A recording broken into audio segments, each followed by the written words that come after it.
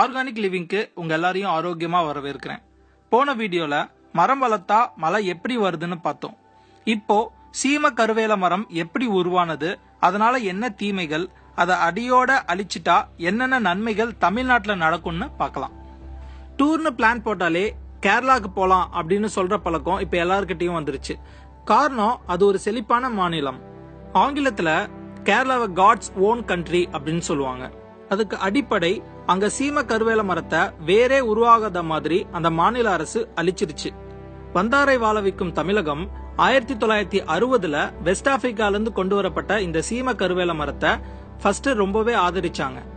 அதுக்கு காரணம், அப்ப விறகு தட்டுப்பாடு அதிகமா இருந்துச்சு. சாப்பிட்றதுக்கு சமைக்கணும், சமைக்கிறதுக்கு அடுப்புல விறகு வேணும். இந்த சீம கருவேல மரம் நிறையவே விறகுகளை தந்தது. இன்னமும் சில இடங்கள்ல இந்த விறகுகளை தான் பயன்படுத்துறாங்க. எல்லாமே நல்லாவே போயிட்டு இருந்தது. கொஞ்சம் கொஞ்சமா பிரச்சனைகளும் உருவாக ஆரம்பிச்சது. 1 கிலோகிராம் பயோமாஸ், அதாவது உயிரி உருவாக 4 லிட்டர் தண்ணி வேணுமா. அந்த தண்ணிய மண்ணுல இருந்து சீம கருவேல மரங்கள் எல்லாமே உரிய ஆரம்பிச்சது. மண்ணுல சப்போஸ் தண்ணி இல்லைன்னா காட்டுல இருக்கிற ஈரப்பதத்தையும் உரிய ஆரம்பிச்சிருச்சு. பறவைகளும் அதுல வந்து உட்காராது. ஏன்னா இந்த சீம கருவேல மரங்கள் கொஞ்சம் ஆக்சிஜனோட நிறைய கொடிய கார்பன் டை ஆக்சைடும் வெளியில தள்ளுது. நிலத்துல இருக்கிற தண்ணியையும் விஷமாக்கிடுது. எல்லா நாடுகளும் வளர்ச்சியை நோக்கி போயிட்டு இருக்க, நம்ம தமிழ்நாடு மட்டும் வறட்சியை நோக்கி போயிட்டு இருக்கு. காரணம், மழையை தடுத்து வறட்சியை உண்டாக்குறது இந்த சீம கருவேல மரம் மட்டும்தான். அதோட விறகுகள்னாலையும் ஆபத்து அதிகம் அப்படின்னு சொல்றாங்க. அதை எரிக்கிறப்போ கிட்டத்தட்ட 50 சிகரெட்டோட எஃபெக்ட அது உருவாக்குமாமா. இந்த மரத்தோட இலைகளை ஆடு மாடுகள் சாப்பிட்றதுனால அதுவும் நோய் தாக்குதல்ல பாதிக்கப்படுது. அது கொடுக்கற பாலை மனிதர்களாகிய நாம குடிக்கிறதுனால நமக்கு பெரிய பெரிய பாதிப்புகள் இதன் மூலமா உருவாகுது. இந்த சீம கருவேல மரத்தை வேரோட அழிக்கிறது மூலமா சின்ன உயிரினங்கள்ல இருந்து பெரிய உயிரினங்கள் வரைக்கும் பல நன்மைகளை பெறுது.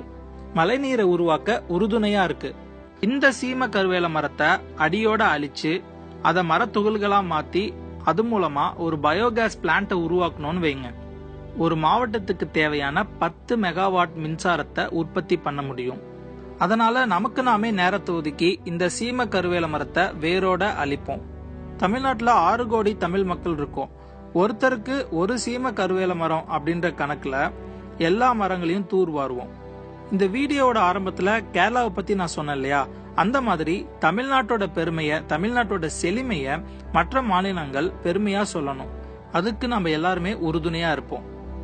இந்த வீடியோவை உங்க வட்டார மக்கள் எல்லாருக்கிட்டையும் ஷேர் பண்ணுங்க. பிரயோஜனமா இருந்தது அப்படின்னா லைக் பண்ணுங்க. மறக்காம ஆர்கானிக் லிவிங் அப்படின்ற யூடியூப் சேனலை சப்ஸ்கிரைப் பண்ணுங்க.